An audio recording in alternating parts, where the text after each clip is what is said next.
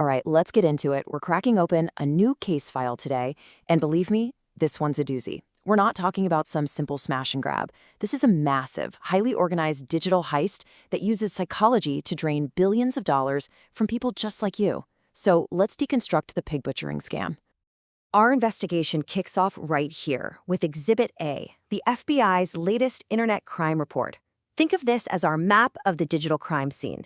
And one particular crime is lighting up that map with just how frequent and how financially devastating it's become. And what's just staggering is the scale of the damage we're talking about.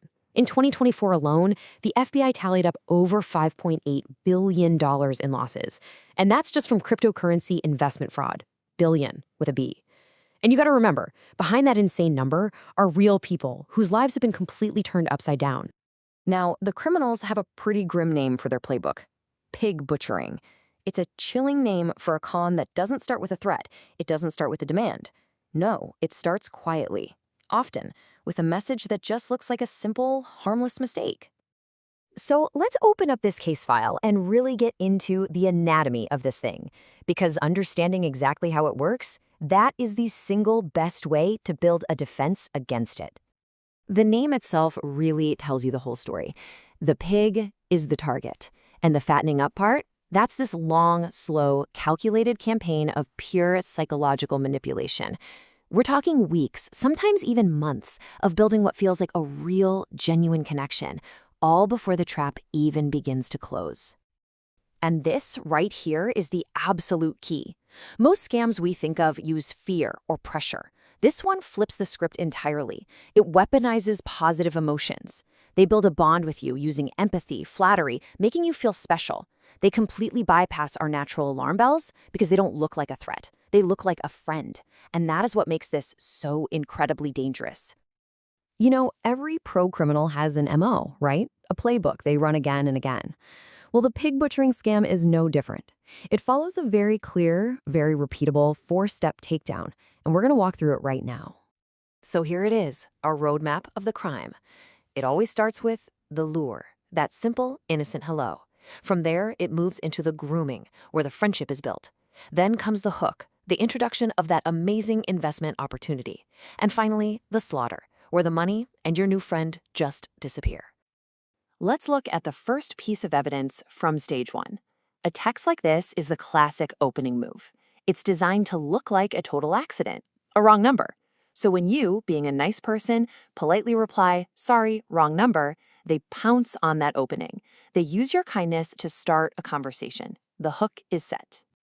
Okay, now for the grooming stage. Let's look at the psychology. On the left is what you hear, this deep personal connection. But on the right, that's the cold, hard tactic. When they say, "I've been through that too," that's called empathy mirroring. It creates this instant, powerful bond. All that praise about how smart you are, that's just excessive flattery, designed to make you lower your guard. And those pictures of their fancy cars and vacations, that's not just showing off. It's building false credibility, making you believe they have the secret to wealth. Now, during this grooming phase, the scammer makes a really, really critical move. They'll push to get you off whatever app you met on, Tinder, LinkedIn, whatever, and onto an encrypted app like WhatsApp or Telegram. Why? It isolates you. It gets them away from the platform's safety features and moderation. This is a giant, flashing, neon red flag. So once that trust is cemented, it's time to set the hook. Your new friend starts talking about this exclusive crypto investment, promising these insane guaranteed returns. And to make it all feel real, they'll even have you use a legitimate crypto exchange at first. But here's the truly evil part. They'll encourage you to make a small test withdrawal. And when it works, when you see that money hit your account, any doubt you had just melts away. And this chart, man, this shows you the whole illusion perfectly. The victim sends their money to a fake investment app that the scammer controls. On their screen, they're watching that $5,000 explode into $50,000. It feels amazing. But the reality? As you can see, the money was gone the second they sent it. The growth is just fake numbers on a screen. The actual value in that account is a big, fat zero. And that brings us to the final brutal act, the slaughter. The victim finally says, "Okay, I want to cash out my profits." And suddenly, the platform freezes. All of a sudden, there are weird taxes and fees you have to pay to unlock your money. It's one last attempt to squeeze every last penny out of you.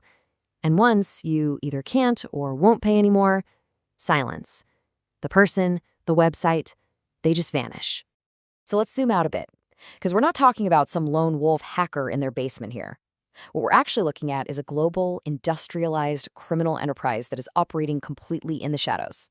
What federal investigators are telling us is that the nerve centers for these operations are these huge, almost prison-like compounds, located mainly in Southeast Asia. These aren't just offices. They are fraud factories running 24/7. And the sheer number of people working inside these places, it's just staggering. We're not talking about small groups. We're talking about tens of thousands of people running these scripts, targeting people all over the world around the clock. But here's where this story takes an even darker, more disturbing turn. The people on the other end of that chat, a lot of them are victims too. As the FBI notes, many are victims of human trafficking themselves. They're lured with fake job offers and then held against their will, forced to run these scams under the threat of violence. It's a crime that's literally built on layers and layers of victims, creating more victims. Okay, we've seen the crime scene, we've profiled the criminals. Now for the most important part of this whole thing, building your defense. We're going to give you the intel you need to spot the clues and keep yourself safe. And trust me, you need to pay attention. Look at this. The FBI actually has an operation where they proactively warn people they're likely being scammed, and a shocking 77% of the people they warned had absolutely no idea it was happening. That's how powerful this psychological manipulation is. So let's treat this like a forensic checklist. Here are the fingerprints the criminals always leave behind, straight from the FBI. Any random, unsolicited message from a stranger. Any big push to move to WhatsApp. Any talk of guaranteed high returns on an investment. If they're constantly dodging video calls. And especially if they demand more money for taxes so you can get your money out. Any one of these is a warning. A few of them together, that's a 5-alarm fire.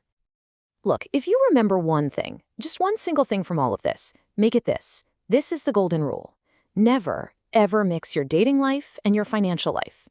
The second someone you just met online starts giving you investment advice, the conversation is over. Full stop. The FBI actually has a great piece of advice for this, and they call it take a beat. See, scammers want you to act fast. They create urgency to cloud your judgment.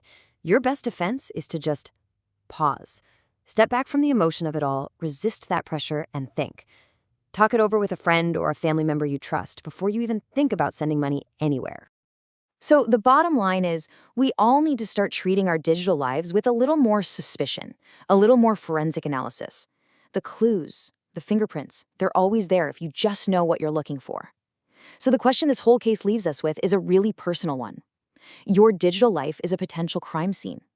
Are you checking for fingerprints?